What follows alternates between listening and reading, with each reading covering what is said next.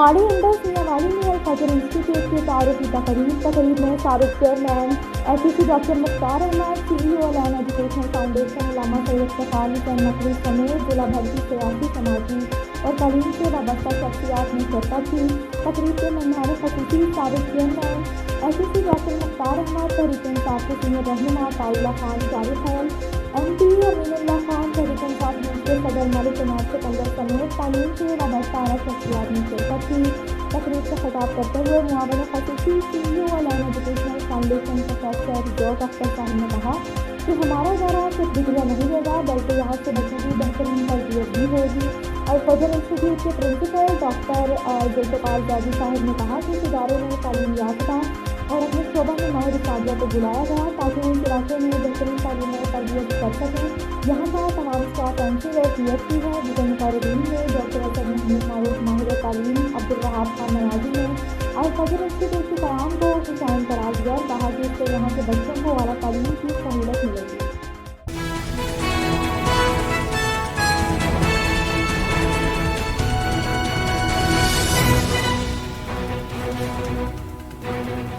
پاکستان مسلم league نون آزاد کشمیر کے ticket holders اور ممبران اسمبلی کا اسلام آباد میں اہم اجلاس۔ پاکستان مسلم لیگ نون کے اجلاس میں محمد نواز شریف کی قیادت پر مکمل اعتماد کا اظہار۔ آزاد جموں کشمیر کے ٹکٹ ہولڈرز امیدواران اسمبلی کا غیر رسمی اجلاس اسلام آباد میں منعقد ہوا، جس میں سردار طاہر انور خان، راجہ نصیر احمد خان، سید شوکت علی شاہ، چودھری ذیشان علی، چودھری محمد سعید، سردار فاروق احمد طاہر، کرنل ریٹائرڈ وقار احمد چودھری، محمد اسماعیل، چودھری محمد اسحاق نے شرکت کی۔ اجلاس کے شرکاء نے ایک قرارداد کے ذریعے مسلم لیگ نون کے قائد میاں محمد نواز شریف، صدر پاکستان مسلم لیگ نون میاں شہباز شریف اور صدر مسلم لیگ نون آزاد کشمیر راجہ محمد فاروق حیدر کی قیادت پر مکمل اعتماد کا اظہار کیا۔ شرکاء اجلاس نے کہا کہ میاں محمد نواز شریف اور راجہ محمد فاروق حیدر خان کی قیادت میں آزاد کشمیر کے اندر مسلم لیگ نون کی حکومت نے اپنے دور میں عینی ترامیم کر کے بڑے اقدامات کیے اور ترقیاتی بجٹ کو 11 سے بڑھا کر 28 ارب تک پہنچایا۔ ہم آزاد کشمیر کے انتخابات کے دوران انتخابی مہم کی قیادت کرنے پر محترمہ مریم نواز شریف صاحبہ اور مسلم لیگ نون آزاد جموں کشمیر کی تنظیم میں گہری دلچسپی لینے پر صدر جماعت میاں شہباز شریف کی شکر گزار ہیں۔ اجلاس کے شرکاء نے پاکستان مسلم لیگ نون کی مرکزی قیادت سے مطالبہ کیا کہ آزاد کشمیر میں موجودہ مرکزی تنظیم کو برقرار رکھتے ہوئے یونین کونسل سے لے کر ضلعی سطح تک پارٹی کی تنظیم شروع کی جائے۔ پاکستان پیپلز پارٹی کے مرکزی رہنما سابق اپوزیشن لیڈر قومی اسمبلی سید خورشید شاہ نے کہا ہے کہ موجودہ حکومت کی نامی سے معیشت تباہ ہو گئی ہے، بڑھتی مہنگائی سے عوام تنگ آ چکے ہیں۔ تحریک انصاف کی حکومت ناکامی کے بعد انتقامی سیاست پر اتر آئی ہے۔ اس سے پوچھو کہ کوئی ایک بھی وعدہ پورا کیا؟ کہاں گئے 50 لاکھ گھر؟ کہاں گئے 1 کروڑ نوکریاں؟ کہاں گئے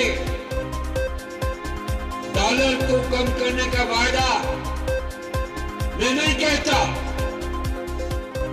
ذرا غور سے سن لو اور نہ سنو، مگر یہ آپ کے اوپر پابندی ہے، اللہ اور اللہ کے رسول کی طرف سے پابندی ہے کہ سچی باتیں لوگوں تک پہنچائیں، دروازہ کھٹکھٹا کے پہنچائیں۔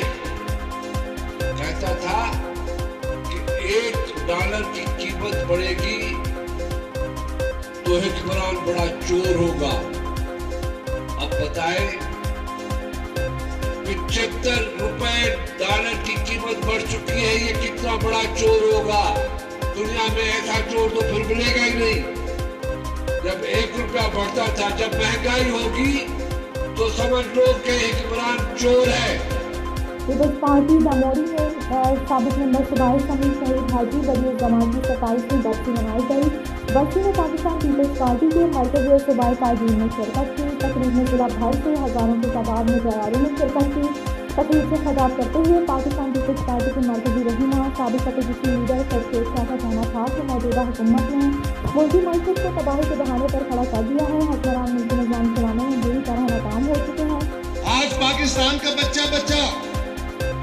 جو مہنگائی کے ہاتھوں، جو بے روزگاری کے ہاتھوں، جو اس وقت پاکستان کے اندر بد انتظامی کے ہاتھوں تنگ ہے، آج کسی گھر کا چولہا آسانی سے نہیں چل رہا۔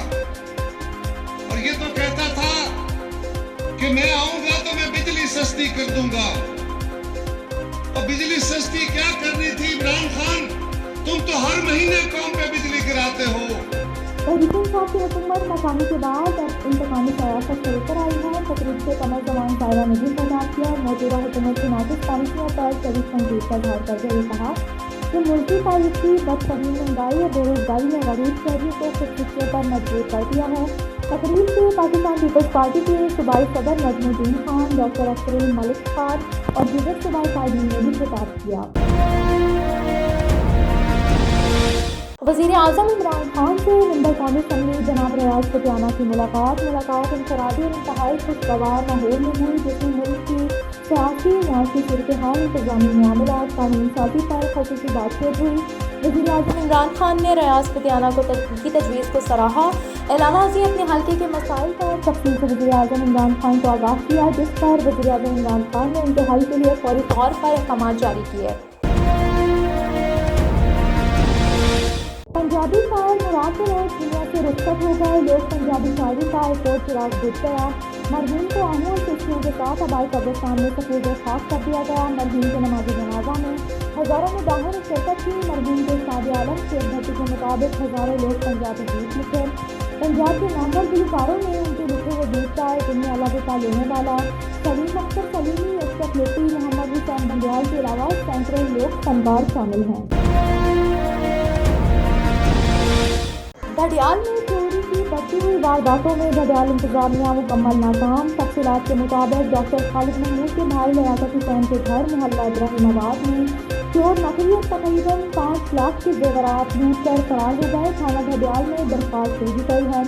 याद रहे कि पिछले कुछ अरसे से धडियाल में चोरी की वारदातें हो रही हैं, ताहाल पुलिस को कोई बड़ी कामयाबी हासिल नहीं हो सकी।